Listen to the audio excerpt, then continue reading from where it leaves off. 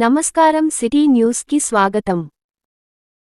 కామారెడ్డి జిల్లా కేంద్రం మున్సిపల్ కార్యాలయం ముందు కామ్రేడ్ పనిహారం రంగాచారికి పూలమాలతో నివాళులర్పించిన సిపిఐ నాయకులు అనంతరం మున్సిపల్ నుండి కొత్త బస్టాండ్ వరకు ర్యాలీ నిర్వహించడం జరిగింది. ఈ సందర్భంగా సిపిఐ రాష్ట్ర కార్యదర్శి వర్గ సభ్యురాలు పశ్య పద్మ గారు మాట్లాడుతూ, కేంద్ర ప్రభుత్వం అధికారంలో వచ్చి 12 సంవత్సరాలు అవుతున్న పేదలకు రైతులకు ఇచ్చిన హామీలను నెరవేర్చలేదని ఆమె అన్నారు. అదేవిధంగా మధ్యతరగతి పేద ప్రజలు కొనుగోలు చేస్తున్న నిత్యవసర ధరలను తగ్గించాలని, రైతుల సమస్యలు పరిష్కరించాలని, తప్పుడు వడ్డ పాస్ పుస్తకాలను సరిచేసి ఇవ్వాలని, అదేవిధంగా కార్మికుల కనీస వేతనాలు పెంచిన పని గంటలను తగ్గించాలని, అదేవిధంగా మహిళ బిల్లు ఆమోదించాలని, కార్మిక చట్టాలను పకడ్బందీగా అమలు చేయాలని, కేంద్ర ప్రభుత్వం అంబానీ అదానీ కార్పొరేట్ వ్యవస్థకు అనుకూలంగా పనిచేస్తుందని పెంచినటువంటి గ్యాస్ పెట్రోల్ ధరలను వెంటనే తగ్గించాలని డిమాండ్ చేశారు. ఆగస్టు 11 నుండి 14 వరకు ప్రచార జాథ నిర్వహించి సెప్టెంబర్ 1న చలో ఢిల్లీ రామ్లీలా మైదానంలో జరుగు బహిరంగ సభను విజయవంతం చేయాలని ఆమె అన్నారు. 1వ తారీఖు మార్పు కోసం చలో ఢిల్లీ కార్యక్రమాన్ని నిర్వహిస్తున్నట్లు జయప్రదం చేయాలని ఆమె అన్నారు. ఈ కార్యక్రమంలో సిపిఐ రాష్ట్ర కార్యదర్శి వర్గ సభ్యులు పశ్య పద్మ గారు మరియు కామారెడ్డి జిల్లా కార్యదర్శి ఎల్. దశరథ్, సిపిఐ జిల్లా సహాయ కార్యదర్శి పి. బాలరాజ్, జిల్లా నాయకులు ప్రవీణ్, ఎల్లయ్య, సిద్దిరాములు, దేవయ్య, నరసింహులు, దేవరాజు, హైదర్, జంపయ్య, సుక్రు, అహ్మదాబీ, సురేష్, గంగాధర్, నరేష్, సమీర్, లక్ష్మి, మంజుల ఈ కార్యక్రమంలో పాల్గొన్నారు. కార్యకర్తలకు అందరికీ నా నమస్కారం.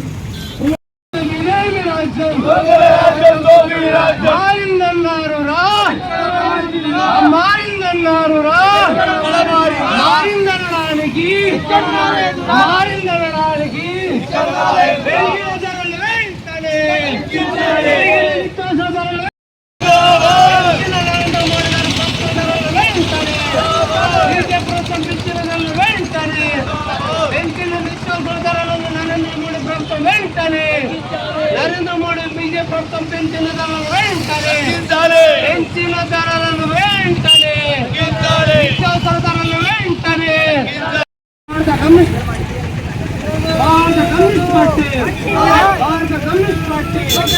పెంచిన ధరలు వెంటనే పెంచిన నిత్యావసర ధరలు వెంటనే పెంచిన నిత్యావసర ధరలు వెంటనే పెంచిన కేంద్ర ప్రభుత్వం నిత్యావసర ధరలు వెంటనే పెంచిన ధరలు వెంటనే రైతుల సమస్యలు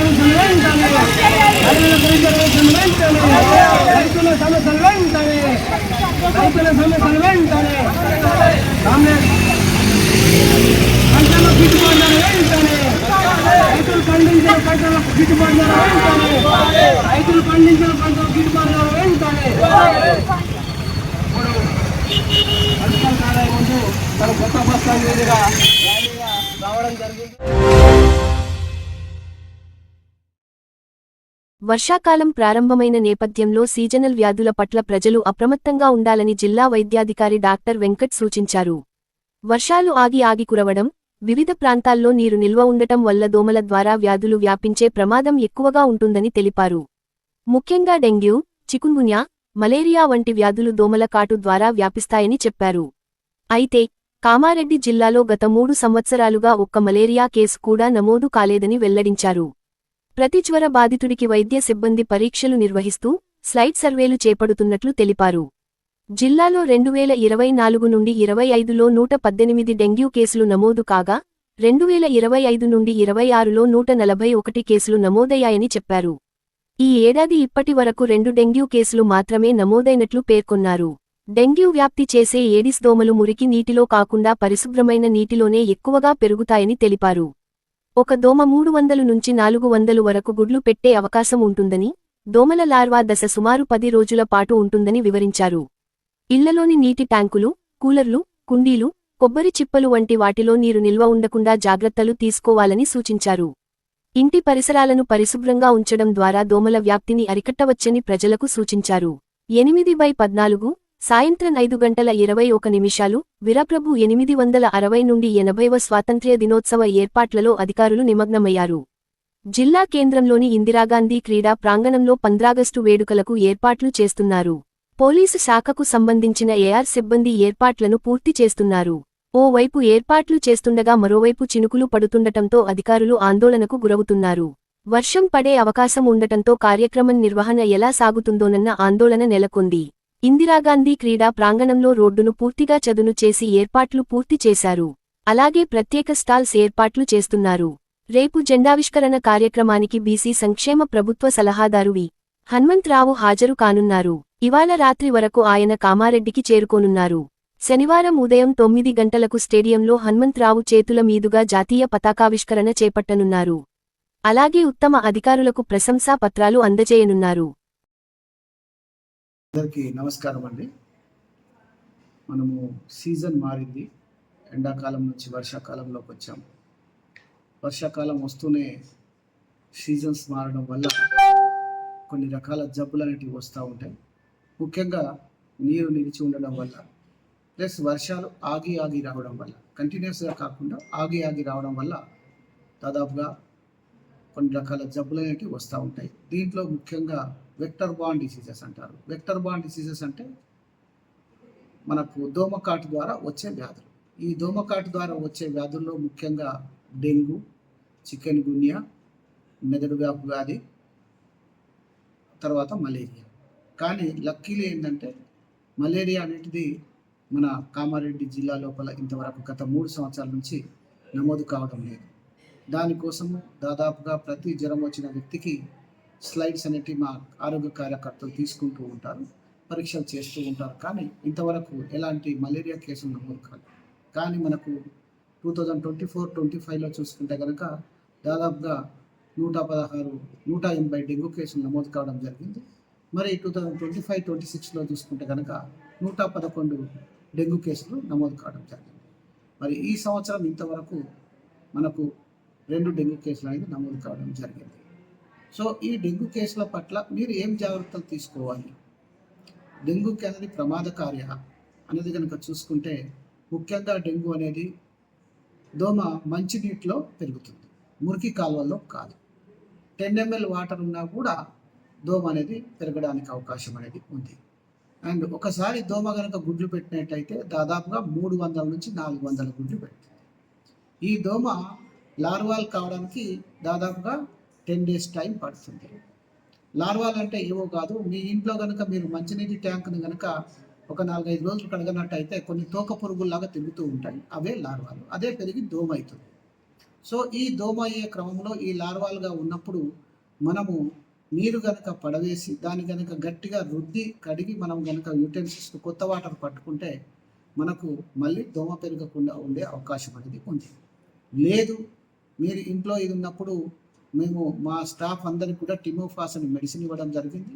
బయట వాటర్ నిలిచి ఉన్న క్రమంలో ఆ టిమోఫాస్ 1 లీటర్ వాటర్లో 2 ml టిమోఫాస్ అనేది పోసి దాదాపుగా అది పాలలాగా మారుతుంది. దాన్ని కనుక బయట చల్లినట్టయితే ఆ దోమ లార్వాలకు ఆక్సిజన్ అందకుండా చనిపోయే అవకాశం అనేది ఉంది.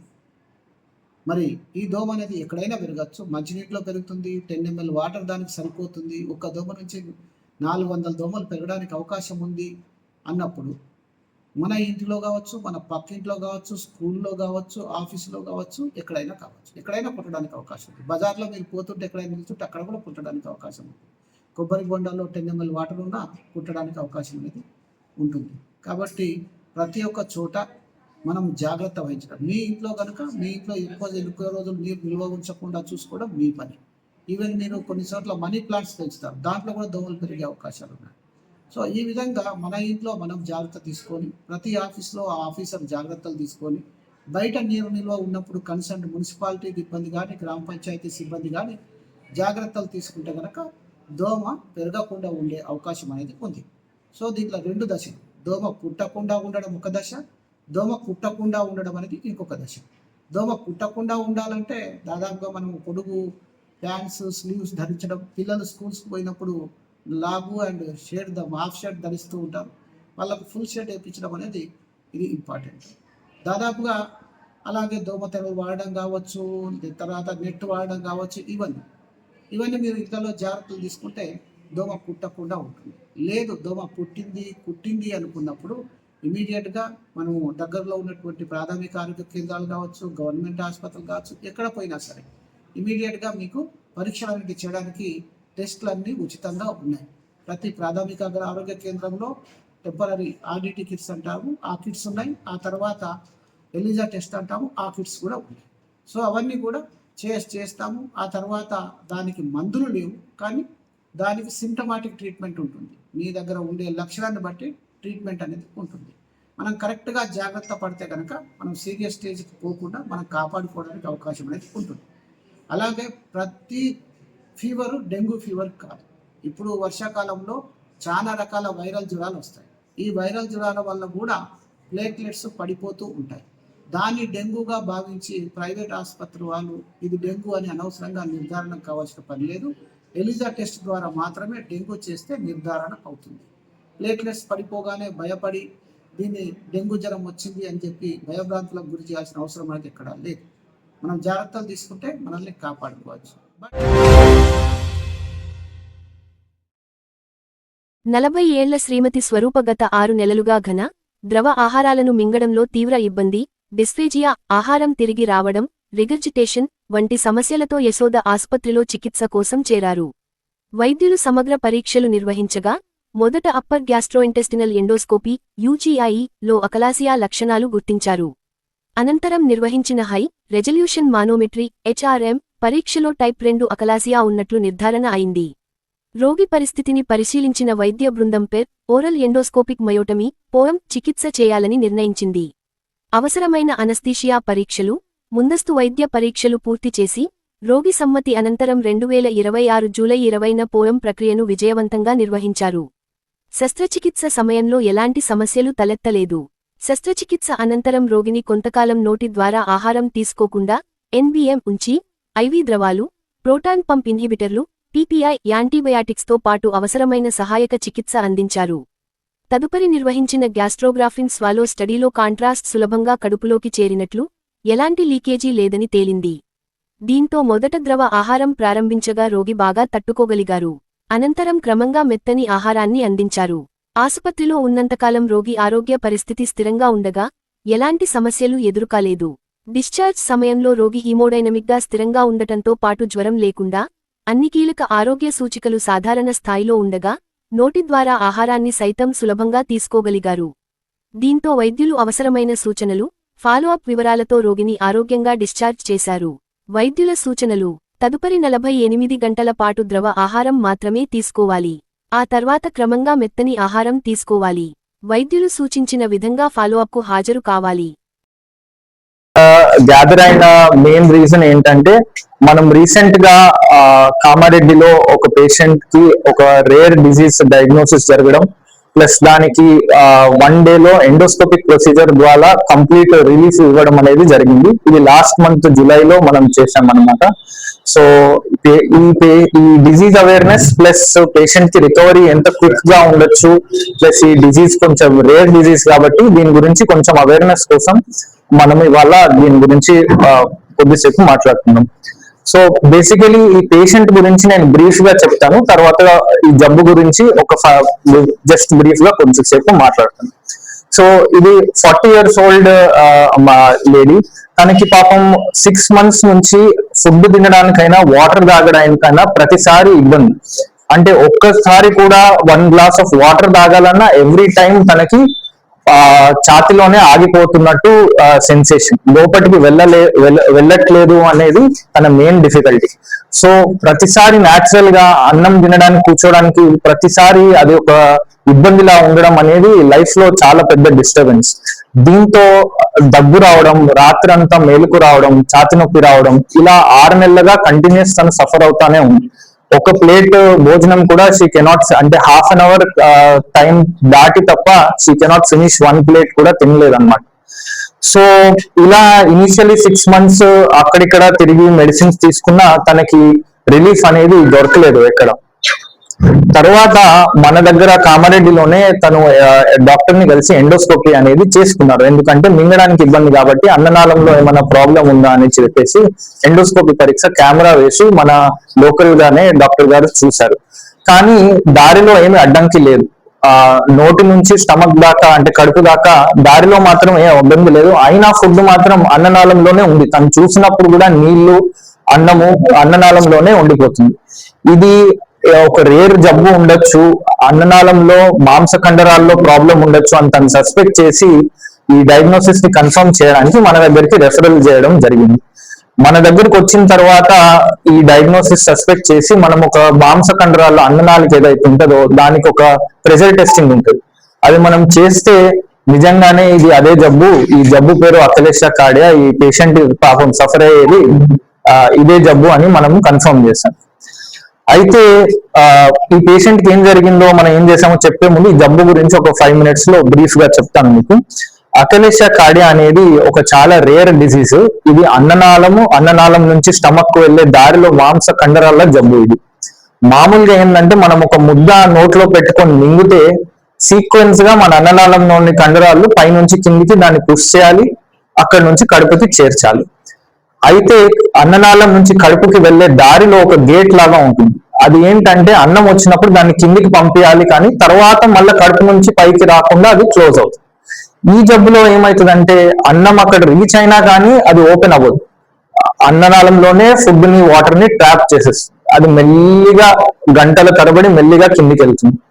సో అట్లా పేషెంట్ కి తినడానికి కంప్లీట్ గా ఇబ్బంది అవుతుంది. సో దీన్ని పేషెంట్ కి ఎలా అనుభవం అవుతుందంటే ఫుడ్ అంతా అన్ననాళంలో జమ అయిపోయి ఎక్స్పాండ్ అయిపోయి అది జాగలేక పైకి వచ్చేసి లంగ్స్ వైపు వెళ్ళి దగ్గు రావడం, మెల్లగా లంగ్స్ పాడైపోవడం, రాత్రంతా నిద్ర లేకపోవడం, ఇక్కడంతా ఉండి యాసిడ్ జమ అయి మంట రావడం, ఇలా జరుగుతుంది అనమాట. దీన్ని ట్రీట్ చేసుకోకపోతే ఇలా లంగ్స్ కి మెల్లమెల్లగా వెళ్ళి వెళ్ళి లంగ్స్ పాడవడం, ఫ్యూచర్ లో ఈసోఫేగస్ లో అంటే అన్ననాళంలో క్యాన్సర్ రావడం, ఇవన్నీ జరగవచ్చు. ఇమీడియట్ గా కాదు, ఏళ్ళ తరబడి అలాగే వదిలేస్తుంది. సో దీనికి ఇంతకు ముందు సొల్యూషన్ అంత క్లియర్ గా ఉండేది కాదు. బెలూన్ పెట్టి దాన్ని ఓపెన్ చేయడమో, లేకపోతే అక్కడ ఏదైనా లోకల్ గా ఇంజెక్షన్స్ ఇవ్వడమో, లేదంటే పెద్ద సర్జరీ ఒకటే ఆప్షన్ ఉండేది. పెద్దగా ఓపెన్ చేసి ఆ మాంస కండరాలను టైట్ ఉన్న వాటిని కట్ చేసి లూజ్ చేయడం, అదొకటే సొల్యూషన్. దానికి రికవరీ మళ్ళీ మల్టిపుల్ డేస్ హాస్పిటల్లో ఉండడం, మేజర్ సర్జరీ జరగడం, అదొకటే సొల్యూషన్ ఉండేది. సొల్యూషన్ అనేది అన్ననాళంలోనే మిగిలిపోయేది. ఇట్లనే మనం ప్రొసీజర్ చేసిన తర్వాత ఎంటర్ అవ్వడం, ఇమీడియట్ గా డ్రైన్ అయిపోవడం స్లోగా. ఏదైతే ఇలా మిగిలిపోయేదో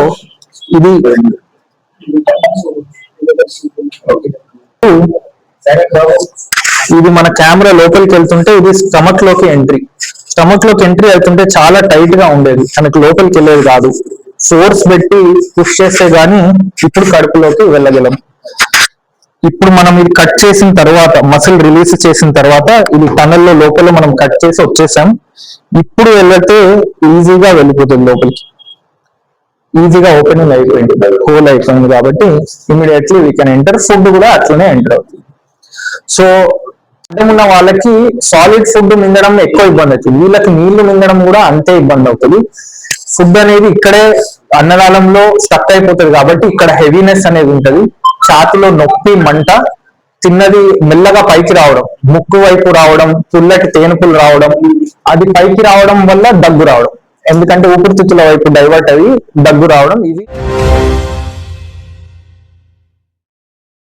చదువుకోవడం ఇష్టం లేక ఇంటర్ విద్యార్థి ఆత్మహత్యాయత్నం. కామారెడ్డి కొత్త బస్టాండ్లో పురుగుల మందు తాగిన విద్యార్థి. నాగిరెడ్డిపేట్ మండలం ధర్మారెడ్డి గ్రామానికి చెందిన విద్యార్థిగా గుర్తింపు. పోలీసులు ఆస్పత్రికి తరలింపు. ఆరోగ్యం నిలకడగా ఉందన్న వెల్లడించిన వైద్యులు.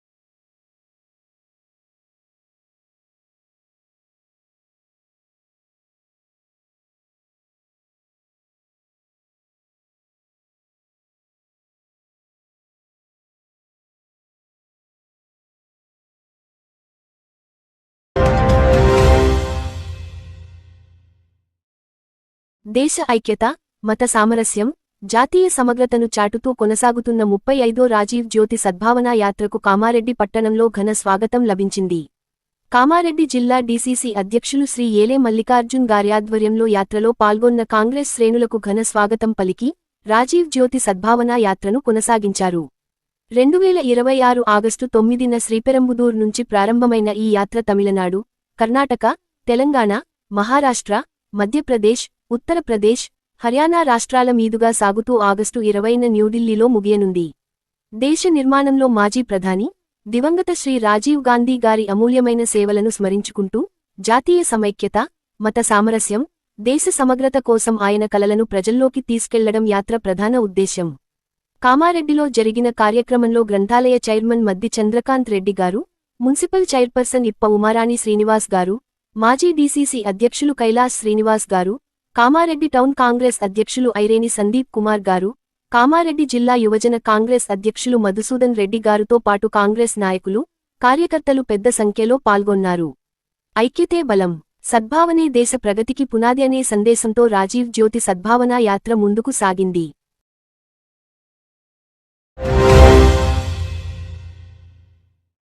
ఈ రోజు కామారెడ్డి మార్కెట్లో పసిడి ధరలు 10 గ్రాముల బంగారం 1,50,700 వెండి 2,330 రూపాయలు. ఇంతటితో వార్తలు సమాప్తం. మళ్లీ మరుసటి వార్తలో కలుసుకుందాం.